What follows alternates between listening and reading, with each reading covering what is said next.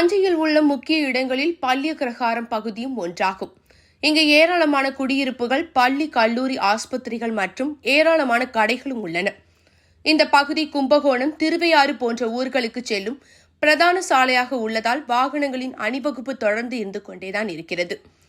பள்ளி கிரகாரம் பஸ் நிறுத்தத்தில் நாள்தோறும் சென்னை, மயிலாடுதுறை போன்ற ஊர்களுக்கு செல்லும் பயணிகளும், பள்ளி மற்றும் கல்லூரிக்கு செல்லும் மாணவ மாணவியரும் என அனைவரும் காத்து நின்று பஸ் ஏறி பயணிக்கின்றனர். இந்த நிலையில் பஸ் நிறுத்தத்தில் நிழற்குடை இல்லாததால் மழையில் நனைந்து கொண்டும் வெயிலில் நின்று கொண்டும் பயணிகள் பஸ் ஏறி பயணித்து வருகின்றனர். இதனால் நிழற்குடை அமைக்க வேண்டும் என பயணிகளும் பொதுமக்களும் கோரிக்கை விடுத்துள்ளனர். இதுகுறித்து தினத்தந்தி நாளிதழில் படத்துடன் செய்தி வெளியானது. இதனைத் தொடர்ந்து சம்பந்தப்பட்ட அதிகாரிகள் மேற்கண்ட பகுதியை பார்வையிட்டு நிழற்குடை அமைக்க நடவடிக்கை எடுத்தனர். இதனால் மகிழ்ச்சி அடைந்த பொதுமக்கள் செய்தி வெளியிட்ட தினத்தந்தி நாளிதழுக்கும் உடனடி நடவடிக்கை எடுத்த அதிகாரிகளுக்கும் நன்றியையும் பாராட்டையும் தெரிவித்துள்ளனர்.